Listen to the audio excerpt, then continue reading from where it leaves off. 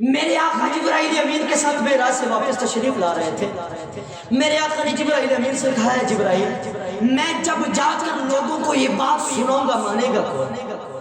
جبرائیل امین نے کہا یا رسول اللہ سارے انکار کریں گے، ابو قحافہ کا بیٹا ابو بکر اقرار کرے گا. یوں ہی ہوا، میرے آقا واپس تشریف لائے.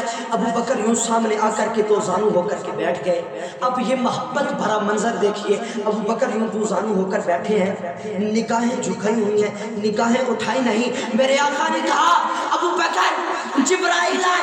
میرے ابو بکر نے نگاہیں جھکائی ہوئی ہیں، نگاہیں جھکا کر کے ہی کہہ دیا صدقت یا رسول اللہ. میرے آقا نے کہا ابو بکر مجھے حتیب کے پاس لٹایا گیا. ابو بکر نے کہا صدقت یا رسول اللہ. میرے آقا نے کہا ابو بکر میرا سینہ چاک کیا گیا. ابو بکر نے کہا صدقت یا رسول اللہ. میرے آقا نے کہا ابو بکر میرا دل باہر نکالا گیا. ابو بکر نے کہا صدقت یا رسول اللہ. میرے آقا نے کہا ابو بکر میں دیکھ رہا تھا، سبحان اللہ، میں دیکھ رہا تھا. ابو بکر نے کہا صدقت یا رسول اللہ. میرے آقا نے کہا ابو بکر مجھے براق پر بٹھایا گیا. ابو بکر نے کہا صدقت یا رسول اللہ. میرے آقا نے کہا ابو بکر مجھے کعبے میں لے جایا گیا. ابو بکر نے کہا صدقت یا رسول اللہ. میرے آقا نے کہا ابو بکر میں نے نبیوں کی امامت کروائی. ابو بکر نے کہا صدقت یا رسول اللہ. میرے آقا نے کہا ابو بکر میں پہلا آسمان پار کر گیا. ابو بکر نے کہا صدقت یا رسول اللہ. میرے آقا نے کہا ابو بکر میں دوسرا آسمان بھی پار کر گیا.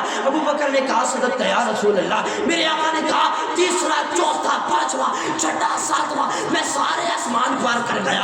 ابو بکر نے کہا صدقت یا رسول اللہ. میرے آقا نے کہا ابو بکر میں سدرۃ المنتہا سے آگے چلا گیا. ابو بکر نے کہا صدقت یا رسول اللہ. میرے آقا نے کہا ابو بکر جبرائیل پیچھے رہ گیا. ابو بکر نے کہا صدقت یا رسول اللہ. میرے آقا نے کہا ابو بکر میں نے جنت کی سیر کی. ابو بکر نے کہا صدقت یا رسول اللہ. میرے آقا نے کہا ابو بکر میں نے جنت میں تیرا محل دیکھا. ابو بکر نے کہا صدقت یا رسول اللہ. میرے آقا نے کہا ابو بکر میں نے دوزخ دیکھی. ابو بکر نے کہا صدقت یا رسول اللہ. میرے آقا نے کہا ابو بکر میں نے دوزخ میں تیرے دشمن کو جلتے ہوئے دیکھا. ابو بکر نے کہا صدقت یا رسول اللہ.